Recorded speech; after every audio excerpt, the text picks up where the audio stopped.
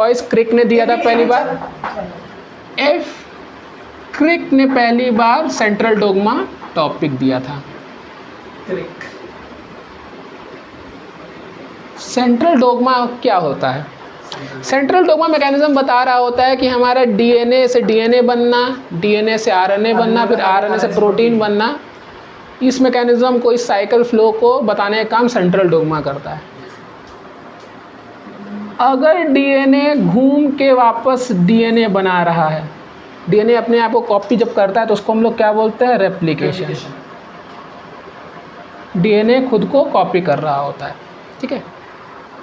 DNA अपने आप के मैसेज को, डीएनए के पास जो मैसेज था, अब वो मैसेज जब आरएनए, और वो भी कौन सा? एमआरएनए के पास जब मैसेज प्रोड्यूस करता है, इस प्रोसेस को हम लोग बोलते हैं ट्रांसक्रिप्शन।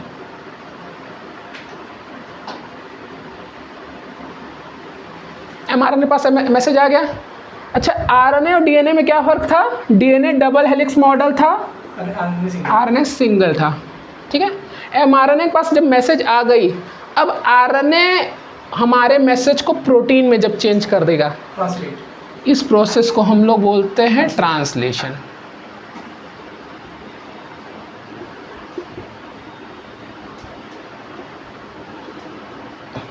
इस पूरे प्रोसेस को हम लोग पॉइंट 1 से लेकर लास्ट पॉइंट तक के प्रोसेस को ही हम लोग सेंट्रल डोग्मा बोलते हैं, ठीक है।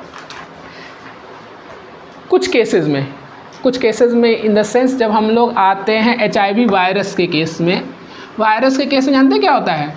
आरएनए डीएनए बना रहा होता है, इसका रिवर्स प्रोसेस होती है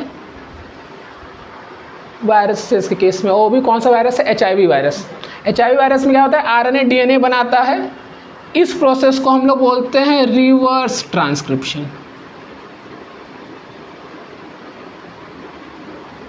जिसमें हमारा आरएनए डीएनए को बनाता है। नहीं तो मैक्सिमम केसेस में, हम जितने भी यूकैरियोटिक ऑर्गेनिजम्स हैं, मैक्सिमम में हमारा डीएनए से ही आरएनए बन रहा होता है। इसका रिवर्स प्रोसेस बहुत मिनिमल केस है। आरएनए से डीएनए बनना सिर्फ वायरस कर पाते हैं।